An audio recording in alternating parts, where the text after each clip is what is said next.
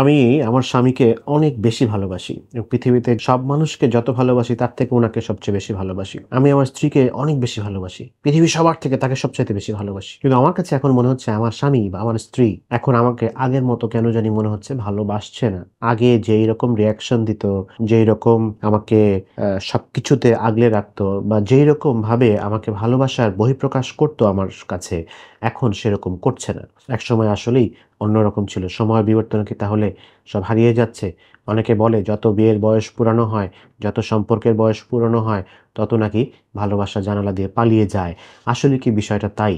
আসলে কি? এটা চিন্তা করে অনেকেই মন খারাপ করে বসে থাকেন। এটা চিন্তা করে অনেকেই দাম্পত্য সমস্যায় ভুগে থাকেন। এটা চিন্তা করে অনেকেই দেখা যায় যে বিভিন্ন ডিপ্রেশন বা বিভিন্ন স্ট্রেসে ভুগে থাকেন। আসলে বিষয়টা কি? এটা কখনো, কখনো হতে পারে সত্যি। কিন্তু সবসময় কিন্তু সত্যি না। ভালোবাসা আসলে যখন একপাক্ষিক মনে হয়, তখন আসলে অবশ্যই কষ্টের কারণ হয়ে দাঁড়ায়। যিনি মনে করছেন, তার জন্য অবশ্যই অনেক বড় কষ্টের কারণ। কিন্তু আপনি এখনো একটু চিন্তা করে দেখবেন, এখনো কি সেই পুরনো সময়টা আটকে আছেন? এটি খুব স্বাভাবিক। কারণ মন সবসময় তো সেই সুন্দর স্মৃতিগুলো আঁকড়ে ধরতে চায়। তবে বাস্তবতা স্বীকার করা এবং নিজেকে একটু মানসিকভাবে একটু চাঙ্গা করাটা জরুরি। প্রথমত, ভালোবাসা কমিয়ে আনা সহজ কাজ নয়। এটি একটি স্বাভাবিক আবেগ এবং জোর করে এটি কমানো সম্ভব নয়। তবে ভালোবাসার গভীরতা পুনর্নির্দেশ করা সম্ভব, নতুন রিডাইরেক্ট করা সম্ভব, অন্যরকম ওয়েতে এটাকে প্রকাশ করা সম্ভব। ভালোবাসা কমানোর চেয়ে ভালোবাসাকে পুনর্গঠন করাটা বেশি কার্যকরী আসলে। এখন আপনি নিজেকে প্রশ্ন করুন, আপনার ভালোবাসার বা আপনাদের ভালোবাসার মূল ভিত্তি কি ছিল?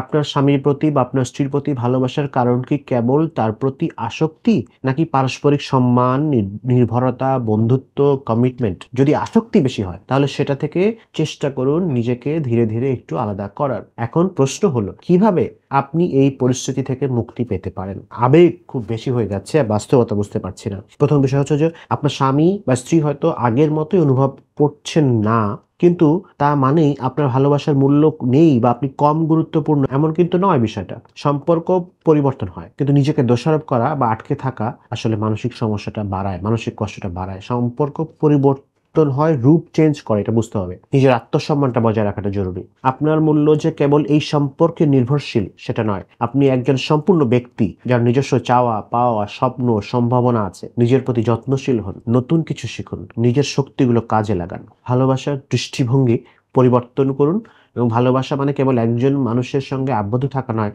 আপনি নিজের প্রতি, পরিবারের প্রতি, বন্ধুদের প্রতি, জীবনের প্রতি ভালোবাসা বাড়ানোর চেষ্টা করুন। শুধু একজন মানুষের প্রতি নয়। ভালোবাসা কখনো হারিয়ে যায় না, তার রূপ পরিবর্তন হয়। বারবার বলছি, নতুন ব্যস্ততা খুঁজে নিন। মনকে ব্যস্ত রাখা এই কষ্ট থেকে মুক্তির একটা অন্যতম উপায়। নতুন কিছু করুন যা আপনাকে আনন্দ দেয়। বই পড়তে পারেন, কোনো সৃজনশীল কাজে জড়িত হতে পারেন বা কোথাও ঘুরতে যেতে পারেন।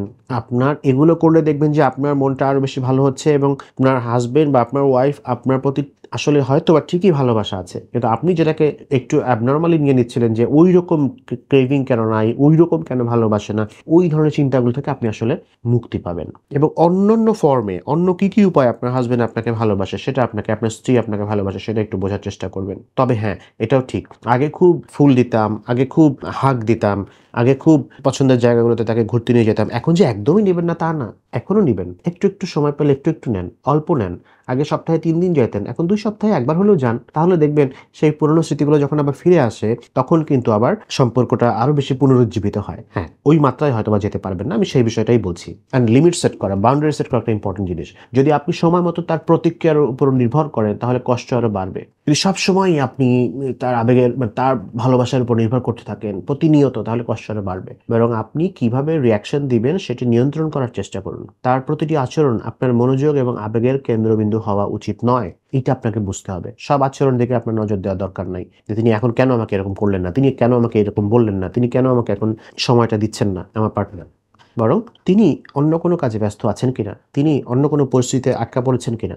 বা তার জীবনের গতিপথ পরিবর্তন হয়েছে কিনা? বাস্তবতা চেঞ্জ হয়েছে কিনা? যার কারণে আবেগ একটু হয়তোবা দমন হয়েছে কিনা? সেটা খেয়াল রাখার চেষ্টা করতে হবে। যদি এগুলোতেও যদি দেখেন যে না, আপনি নিজেকে ঠিক করতে পারছেন না, তাহলে আপনার কাউন্সেলিং বা থেরাপির সাহায্য নিতে হবে।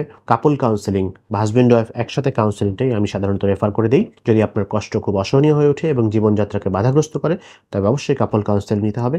পেশাদার থেরাপিস্ট বা কাউন্সেলরের সাহায্য নিতে হবে। এটি আপনার ভাবনার নতুন দিক খুলে দিতে পারে, চিন্তাভাবনাকে সহজ করতে পারে, আপনার ভালোবাসাকে আবার পুনর্নির্মাণ করতে পারে। কাজেই কাজেই আমার ভালোবাসা এত গভীর কিন্তু সে বুঝতে পারছে না, এই ভাবনাটি পরিবর্তন করে ভাবুন আমি ভালোবাসতে জানি এবং আমি নিজেকেও ভালোবাসবো।